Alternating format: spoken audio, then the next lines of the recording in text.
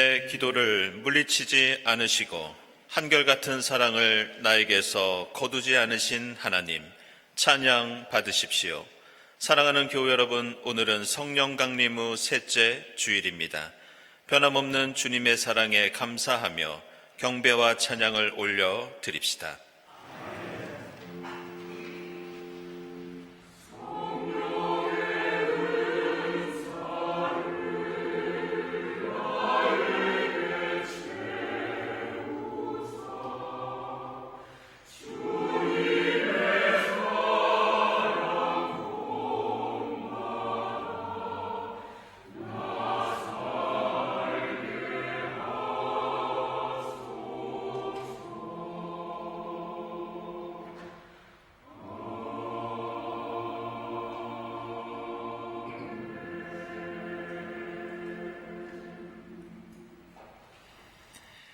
내가 하나님께 소리 높여 부르짖습니다.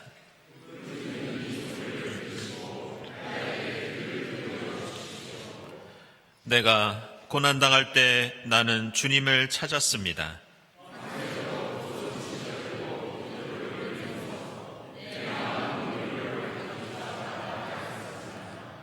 주님께서 하신 일을 나는 회상하렵니다.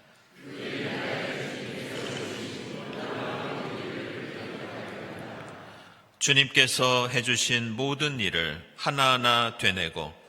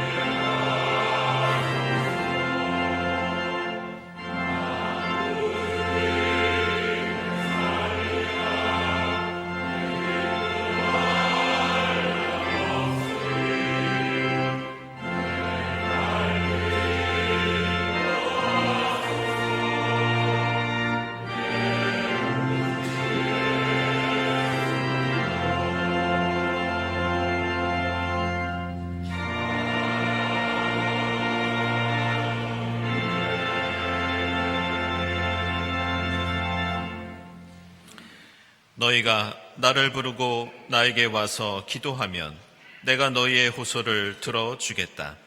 우리의 간구에 귀를 기울이시는 주님의 사랑에 의지하여 우리의 연약함을 고백하고 회개합시다.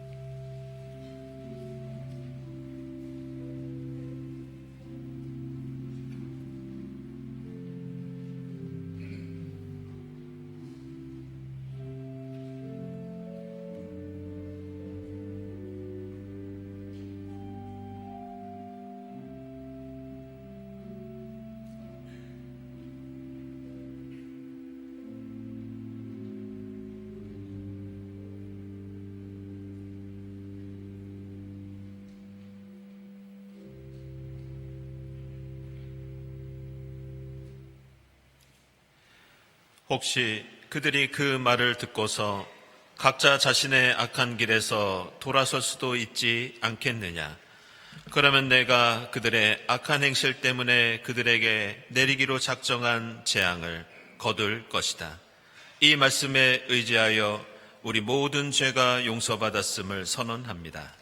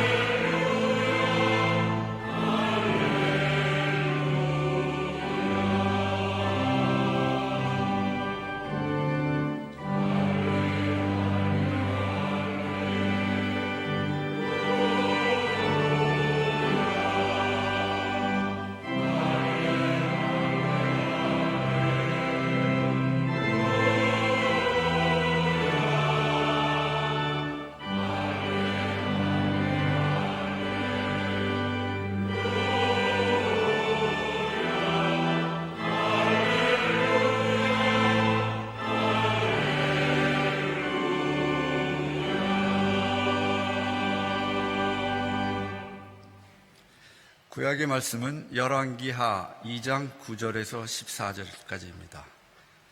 요단강 맞은쪽에 이르러 엘리야가 엘리사에게 말하였다. 주님께서 나를 데려가시기 전에 내가 네게 어떻게 해주기를 바라느냐? 엘리사는 엘리야에게 스승님이 가지고 계신 능력을 제가 갑절로 받기를 바랍니다 하고 대답하였다. 엘리야가 말하였다. 너는 참으로 어려운 것을 요구하는구나. 주님께서 나를 너에게서 데려가시는 것을 내가 보면 네 소원이 이루어지겠지만 그렇지 않으면 그것이 이루어지지 않을 것이다. 그들이 이야기를 하면서 가고 있는데 갑자기 불병거와 불말이 나타나서 그들 두 사람을 갈라놓더니 엘리야만 회오리 바람에 싣고 하늘로 올라갔다. 엘리사가 이 광경을 보면서 외쳤다. 나의 아버지, 나의 아버지, 이스라엘의 병거이시며 마병이시여. 엘리사는 엘리야를 다시는 볼 수 없었다. 엘리사는 슬픔에 겨워서 자기의 겉옷을 힘껏 잡아당겨 두 조각으로 찢었다. 그리고는 엘리야가 떨어뜨리고 간 겉옷을 들고 돌아와 요단강 가에 서서 엘리야가 떨어뜨리고 간 그 겉옷으로 강물을 치면서 엘리야의 주 하나님, 주님께서는 어디에 계십니까? 하고 외치고 또 물을 치니 강물이 좌우로 갈라졌다. 엘리사가 그리로 강을 건넜다. 아멘.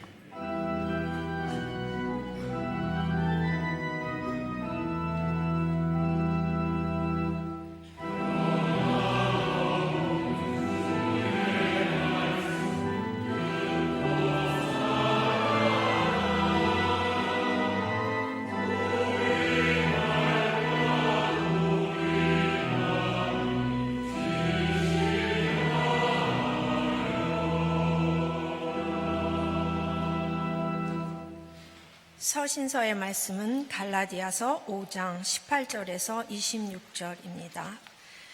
그런데 여러분이 성령의 인도하심을 따라 살아가면 율법 아래 있는 것이 아닙니다. 육체의 행실은 환히 드러난 것들입니다. 곧 음행과 더러움과 방탕과 우상숭배와 마술과 원수매종과 다툼과 시기와 분냄과 분쟁과 분열과 파당과 질투와 술취함과 흥청망청 먹고 마시는 노름과 그와 같은 것들입니다. 내가 전에도 여러분에게 경고하였지만 이제 또 다시 경고합니다. 이런 짓을 하는 사람들은 하나님의 나라를 상속받지 못할 것입니다. 그러나 성령의 열매는 사랑과 기쁨과 화평과 인내와 친절과 선함과 신실과 온유와 절제입니다. 이런 것들을 막을 법이 없습니다. 그리스도 예수께 속한 사람은 정욕과 욕망과 함께 자기의 육체를 십자가에 못 박았습니다. 우리가 성령으로 삶을 얻었으니 우리는 성령이 인도해 주심을 따라 살아갑시다. 우리는 잘난 체 하거나 서로 노엽게 하거나 질투하거나 하지 않도록 합시다. 아멘.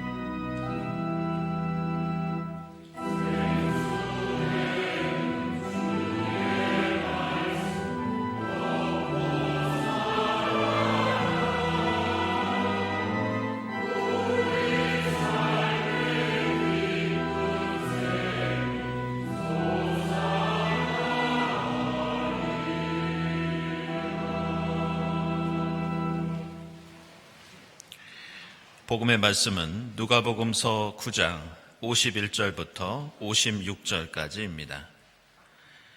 예수께서 하늘에 올라가실 날이 다 되었다. 그래서 예수께서는 예루살렘에 가시기로 마음을 굳히시고 심부름꾼들을 앞서 보내셨다. 그들이 길을 떠나서 예수를 모실 준비를 하려고 사마리아 사람의 한 마을에 들어갔다. 그러나 그 마을 사람들은 예수가 예루살렘으로 가시는 도중이므로 예수를 맞아들이지 않았다. 그래서 제자인 야고보와 요한이 이것을 보고 말하였다. 주님, 하늘에서 불이 내려와 그들을 태워버리려고 우리가 명령하면 어떻겠습니까? 예수께서 돌아서서 그들을 꾸짖으셨다. 그리고 그들은 다른 마을로 갔다. 아멘.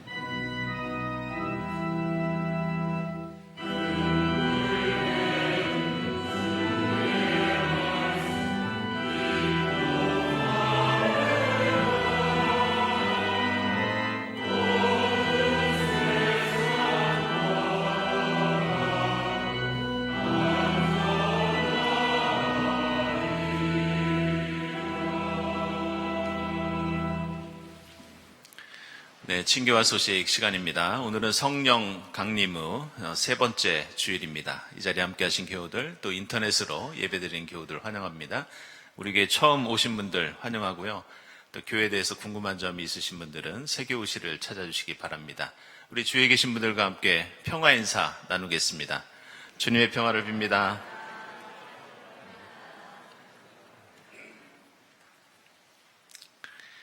네, 교우 소식입니다. 곽진영 집사님 향년 52세를 일기로 지난 수요일에 소천하셔서 은혜 가운데 장례를 잘 마쳤습니다.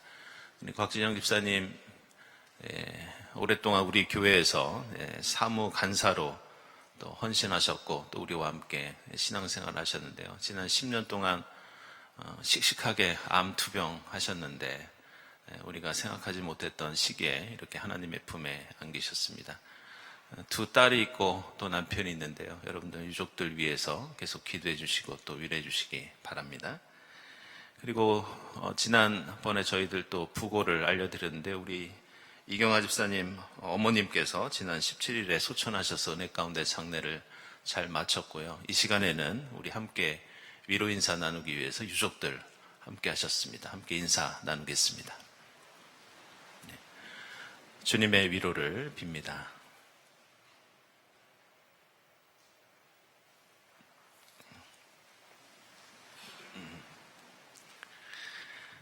네, 그리고 우리 귀국한 교우 있습니다. 유원선 교우.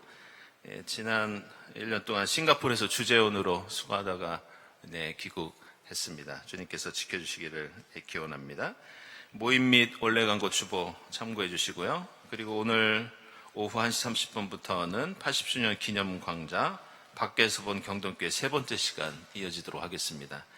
우리 국경선 평화학교 대표이신 정지성 목사님 모시고 경동교회와 국경선 평화학교라는 주제로 강연이 있겠습니다. 우리 수고해 주시는 창립 80주년 위원회께 특별히 감사를 드립니다. 우리 에큐메니컬 인도학교 7월 13일에 계속 이어지겠습니다.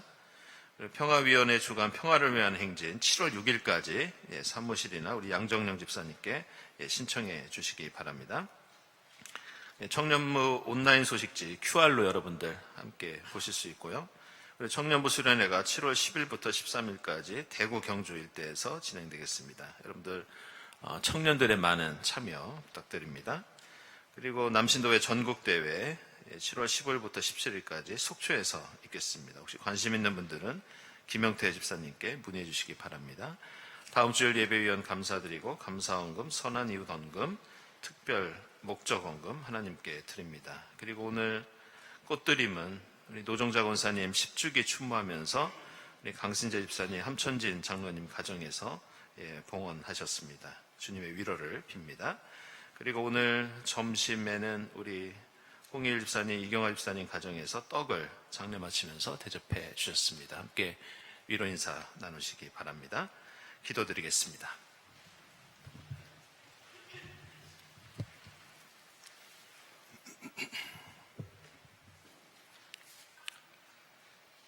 사랑이 많으신 아버지 하나님, 주일 아침 함께 예배드리게 해주셔서 감사합니다.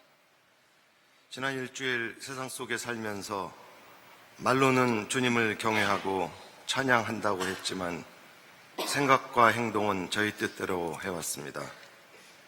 저희들의 오만과 어리석음을 고백하오니 저희 죄를 용서해 주시옵소서. 지난 6월 25일은 한국전쟁이 시작된 지 75년이 된 날입니다. 동족 간의 전쟁으로 집도 가족도 이웃도 잃어버렸습니다. 꿈과 희망마저도 잃어버렸습니다.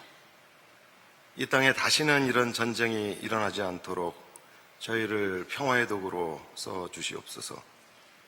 슬픔이 있는 곳에 기쁨을, 절망이 있는 곳에 소망을, 미움이 있는 곳에 사랑을 심게 해주소서. 80년 전 설립된 경동교회는 전쟁으로 시리에 빠진 국민들의 아픔을 위로하고 더불어 함께 사는 밝은 세상을 위한 선구자와 같은 역할을 해왔습니다. 시대와 세상이 바뀌어도 경동의 창립 정신을 지켜갈 수 있는 힘과 용기를 허락해 주시옵소서. 지금 저희들은 경제적으로는 조금 넉넉해졌지만 자만과 욕심에 넘쳐 어려운 이웃을 돌보지 못하고 있습니다. 저희들의 부족함을 깨우쳐 주셔서 서로를 이해하고 배려하고 포용하며 주님 안에서 함께 살 수 있도록 인도해 주시옵소서. 오늘 함께 예배드리지 못하는 경동의 가족들 한 사람 한 사람을 기억하셔서 그들의 아픔과 상처를 어루만져 주시옵소서. 오랜 시간 교회를 지켜온 어르신들의 건강을 돌봐주시고 가족을 하나님 곁으로 떠나보낸 교우들을 위로해 주시고 생업에서 관계에서 상처받은 교인들, 미래에 대한 불안으로 방황하는 청년들을 특별히 살펴주시옵소서. 이 자리에 함께하지 못해도 우리 주님의 보살핌과 사랑은 시간과 공간을 넘어 항상 함께하고 있음을 알게 하시고 당신이 사랑하는 경동은 어디에나 있음을 기억하게 하시옵소서. 강단에 세우신 이명성 목사님의 말씀을 통해 은혜 받게 하시고 교회를 위해 봉사하는 수많은 손길 위에 주님의 사랑과 은혜가 충만하게 넘치게 해주시옵소서. 이 모든 말씀 우리 주 예수 그리스도의 이름으로 기도드립니다.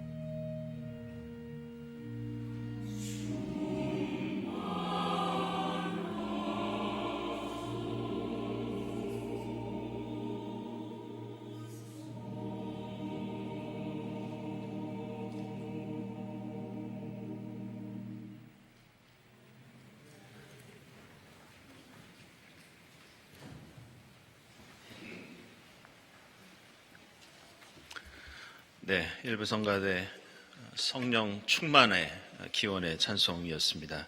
늘 예배를 위해서 수고해 주셔서 깊이 감사드립니다.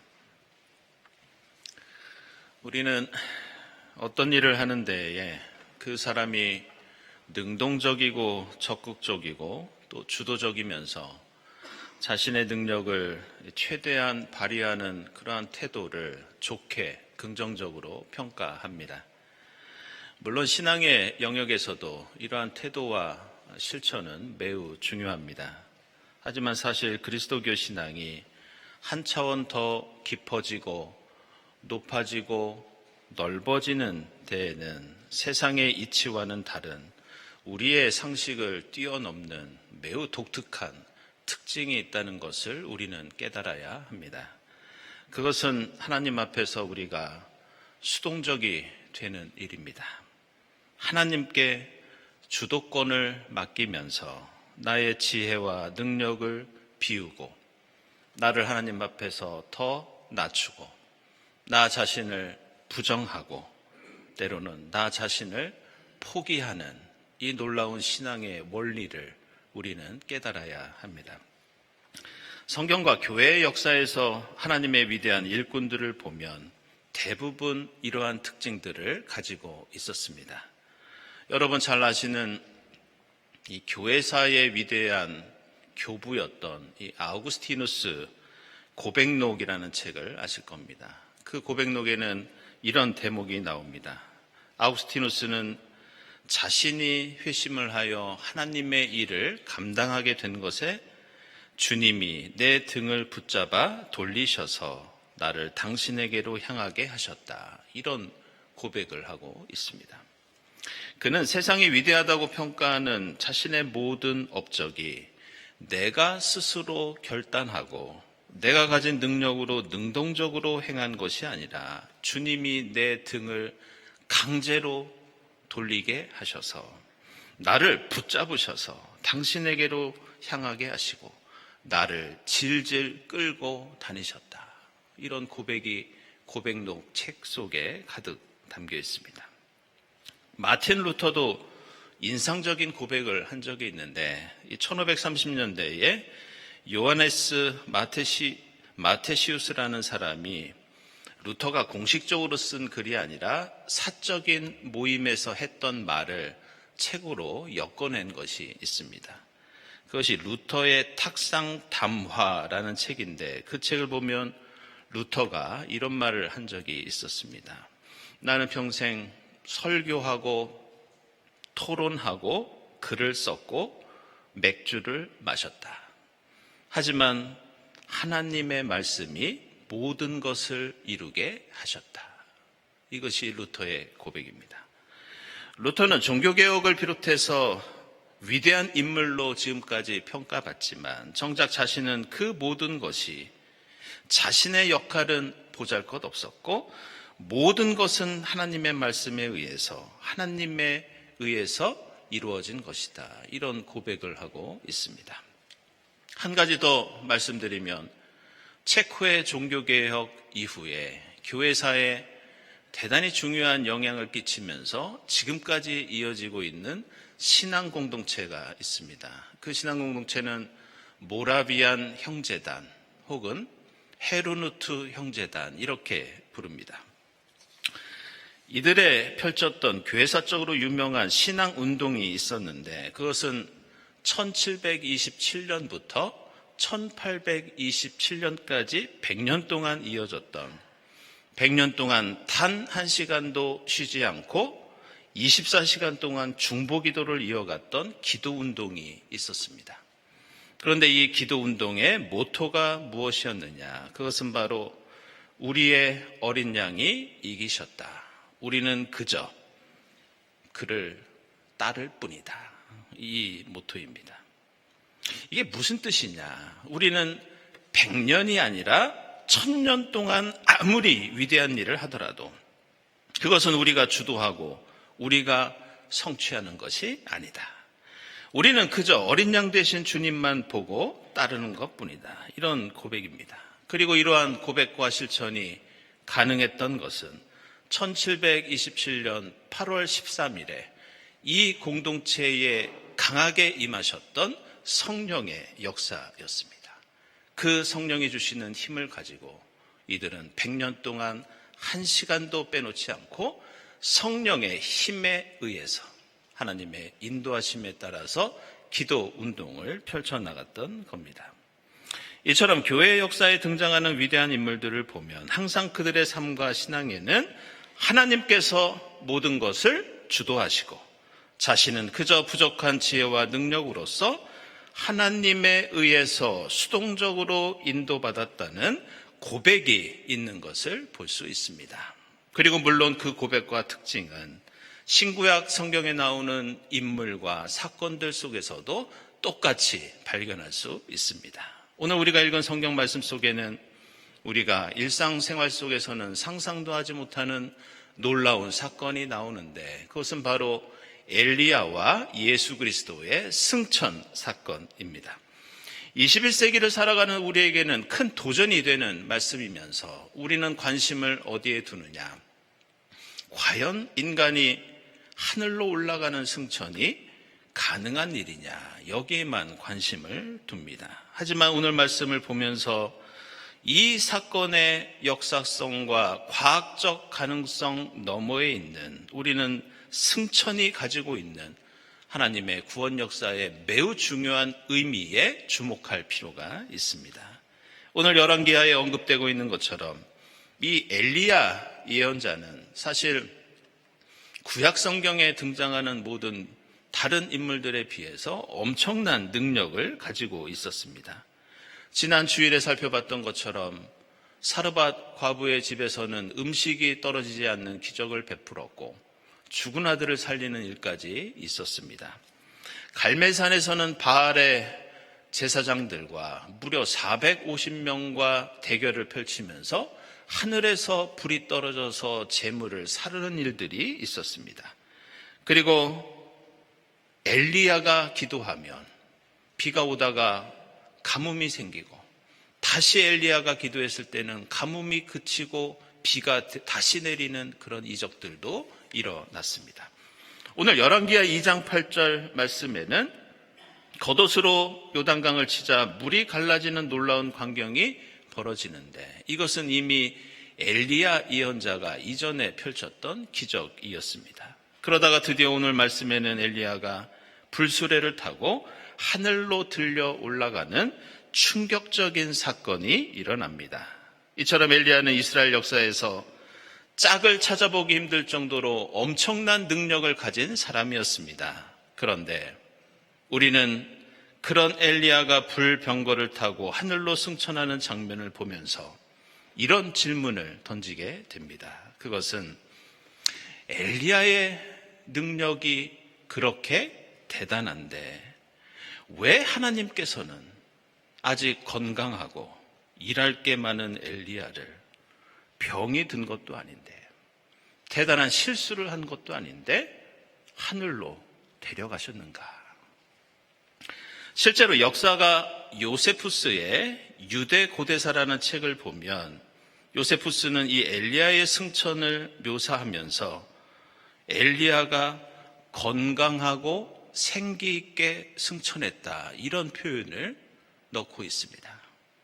엘리야 시대의 백성들은 아직도 큰 고통을 겪고 있었고 엘리야가 더 해야 할 일들이 많이 있었는데 한마디로 건강하고 생생한 능력 있는 일꾼이 너무 일찍 하나님께서 데려가셨다는 그런 해석입니다. 그런데 우리는 이 대목에서 비록 엘리야가 할 일이 많고 할 수 있는 능력이 충분히 더 있었지만 하나님의 구원이 가진 중요한 특징을 우리가 잊고 있는 것은 아닌지 생각해 봐야 합니다. 그것은 엘리야의 능력은 엘리야의 것이 아니라 바로 하나님의 능력이라는 점입니다. 다시 말해서 엘리야는 승천하고 떠나지만 엘리야가 떠난다고 하나님의 능력이 승천하는 엘리야와 함께 이 땅에서 사라지는 것이 아니라는 뜻입니다. 그래서 우리는 오늘 열왕기하 2장에 나오는 엘리야의 시대가 저물고 그의 제자 엘리사의 시대가 다시 떠오르고 있는 것에 대해서 주목해야 합니다. 오늘 말씀 보면 엘리야가 하늘로 들려 올라갈 때 제자 엘리사와 나눈 대화가 나오는데, 엘리사도 저도 스승님과 같은 능력을 가지고 싶다고 그렇게 간청합니다. 그래서 놀랍게도 엘리야가 떠난 뒤에 엘리야가 가지고 있었던 그 엄청난 능력이 엘리사에게 주어집니다. 오늘 말씀 마지막 절을 보시면 스승 엘리야가 예전에 겉옷으로 강물을 쳤을 때 강물이 갈라진 적이 있었는데, 이제 엘리사가 똑같이 물을 치니 강물이 좌우로 갈라졌다고 말씀합니다. 우리가 알아야 할 것은 이 기적은 엘리사가 열심히 배우고 연습하고 노력해서 얻은 것이 아니라 철저히 하나님이 주신 능력입니다. 그래서 엘리사는 이렇게 외칩니다. 엘리야의 주 하나님, 주님께서는 어디에 계십니까? 주님께서 엘리야에게 주셨던 그 능력이 그가 승천한다고 없어지는 게 아니지 않습니까? 이제 저에게도 그 힘을 주셔서 하나님의 역사를 이어가게 해 주십시오. 오늘 함께 읽은 누가복음서 9장을 보면 우리는 예수 그리스도의 생애를 보면서도 비슷한 생각을 하게 됩니다. 예수는 십자가에 죽으시고 부활하셨는데 그 놀라운 부활의 기적을 보이시고서는 왜 40일밖에 이 땅에 머물지 않으셨는가? 이제 예수는 33살밖에 되지 않아서 엘리야보다 더 젊고 더 능력이 많은데, 더 할 일이 많은데 왜 예수께서는 그렇게 일찍 하늘로 올라가셨는가? 그 이유는 하나님의 구원 역사는 원래 그렇기 때문입니다. 하나님의 구원은 어떤 한 인물에 독점되거나 어떤 한 인물만이 주도하는 그런 사건이 결코 아닙니다. 하나님의 구원은 하나님을 믿고 따르는 이들에게 하나님께서 지혜와 힘을 내려주시고 그들의 삶을 하나님께서 직접 인도하셔서 마치 우리 모두가 구원의 징검다리를 놓는 것처럼, 구원의 퍼즐을 하나씩 맞추는 것처럼 하나님의 주도하에 구원 역사를 이루어 가십니다. 그래서 예수께서는 부활하신 다음에 자신의 역할을 보혜사 성령에게 이어서 위임하셨고, 그 성령께서는 다시 마가의 다락방에서 초대교회 그리스도인에게 임하셔서 복음의 역사를 이어가셨습니다.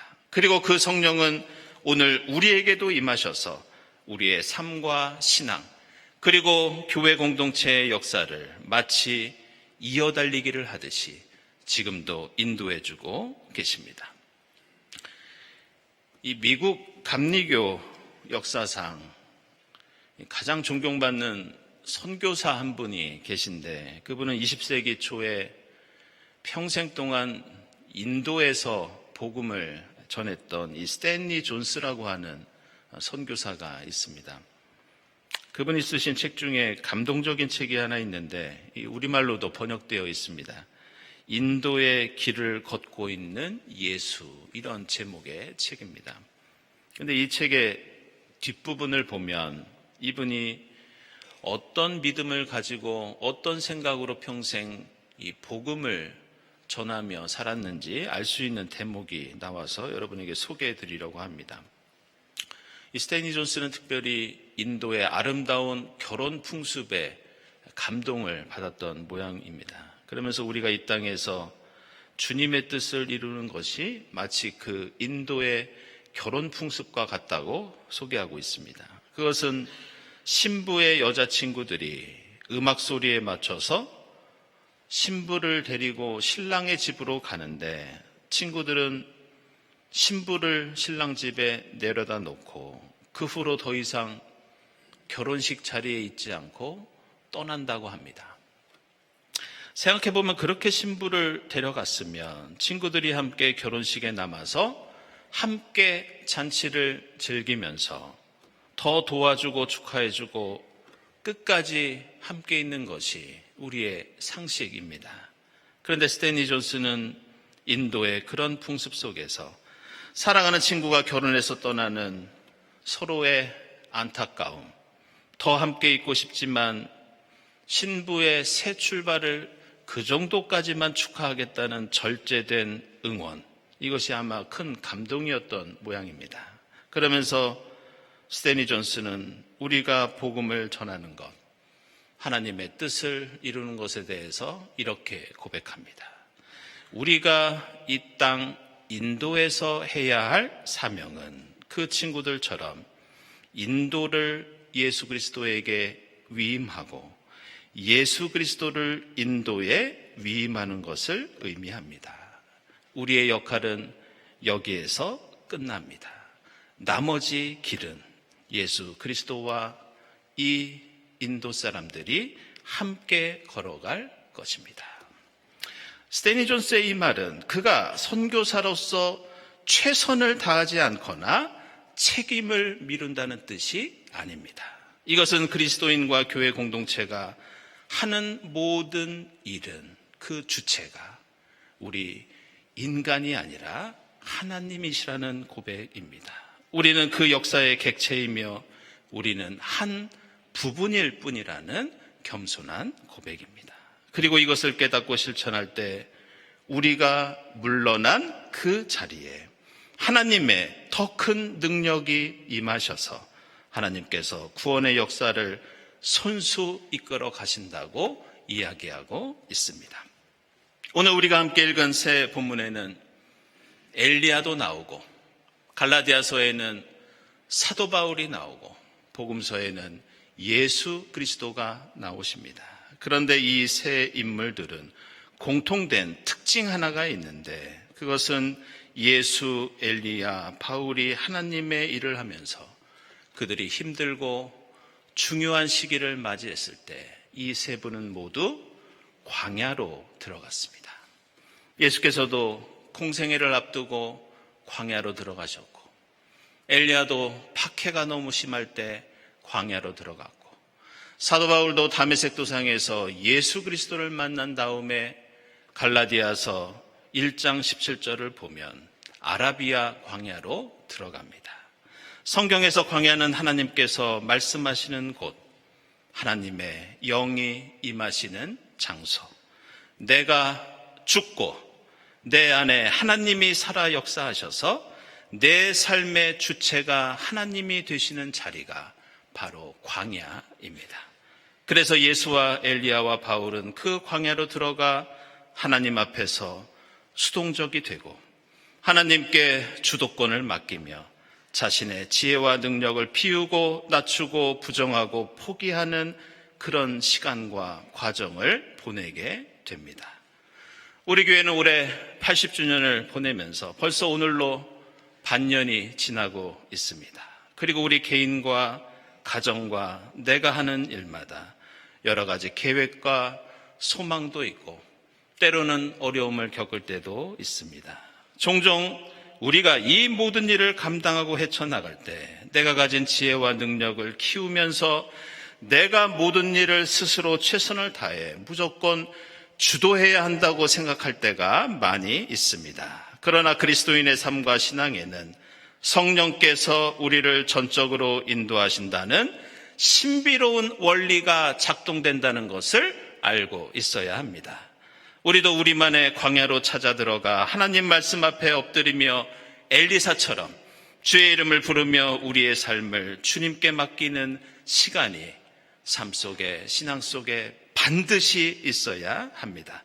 오늘 성령 강림 5세째 주일을 맞이하면서 하나님의 구원 역사에 벽돌 한 장을 겸손히 쌓고 징검다리 하나를 성실하게 놓는다는 마음으로 성령의 인도하심 따라 주님 나라와 의를 위해 노력하는 여러분이 될 수 있기를 바랍니다. 내 자랑과 교만을 물리치고 나를 조금 더 낮추고 비우고 덜어낼 때 성령께서 바로 그 빈 곳에, 바로 그 낮은 곳에 임하셔서 놀라운 기적과 능력으로 채워주실 줄 믿습니다. 기도하겠습니다.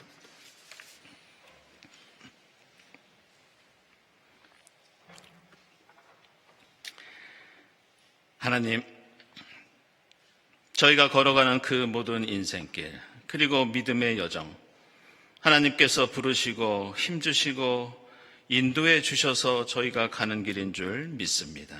성령 강림의 절기, 각자의 광야로 들어가 나를 피우고 낮추고 털어내어 그 자리에 성령의 능력과 역사하심을 채우며 주님 향해 나아갈 수 있도록 저희들을 인도해 주시옵소서. 예수 그리스도의 이름으로 기도드리옵나이다. 아멘.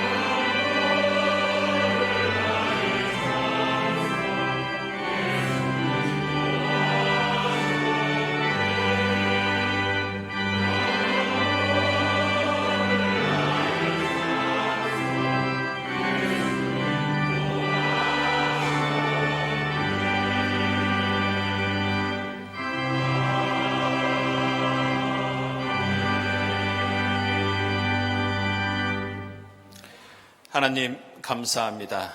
지금 여기까지 저희들을 에베네셀로 지켜주시고 인도해 주셨다가 거룩한 주일 주님 앞에 나와 새 힘을 얻고 지혜를 얻게 하시니 감사합니다. 지금까지 인도해 주신 하나님, 남은 저희의 삶, 앞으로의 일주일 동안 삶 가운데에도 임마누엘로 함께해 주시옵소서.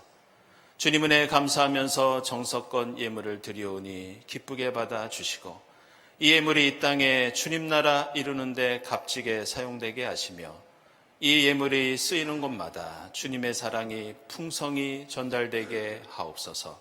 예물을 바치는 손길들을 기억하사 주님 뜻 안에서 늘 주님 주시는 은혜를 풍족히 맛보며 살아가게 하옵소서. 예수 그리스도의 이름으로 기도드리옵나이다. 아멘.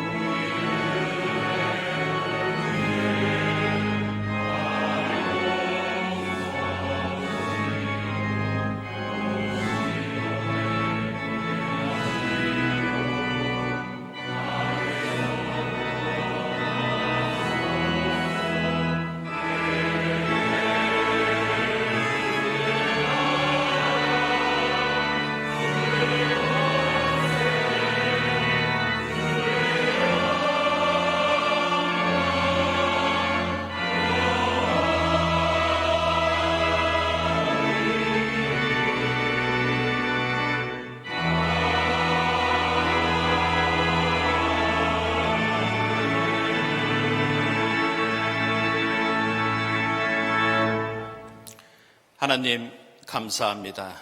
저희가 걸어가는 인생길, 저희가 이어가는 믿음의 여정, 하나님께서 부르시고 힘을 주시고 인도해 주셔서 걸어갈 수 있는 길인 줄 믿습니다. 성령 강림의 절기를 보내면서 저희 각자의 광야로 들어가 하나님 말씀 앞에 엎드리게 하시고 주의 이름을 부르며 기도하게 하옵소서. 저희가 자랑하는 힘과 능력과 지혜, 하나님 앞에서 조금 더 낮추고 비우고 털어낼 때 주의 성령께서 빈 곳에, 그 빈 곳에 더 큰 능력과 힘으로 덧입혀 주시옵소서. 그렇게 주님과 함께 걸어가는 그 길 가운데 기쁨과 행복이 넘칠 수 있도록 인도해 주시옵소서. 이 모든 감사와 간구 위에 성부와 성자와 성령 삼위일체 되신 하나님의 능력이 지금부터 영원까지 함께하옵시기를 간절히 축원하옵나이다. 아멘.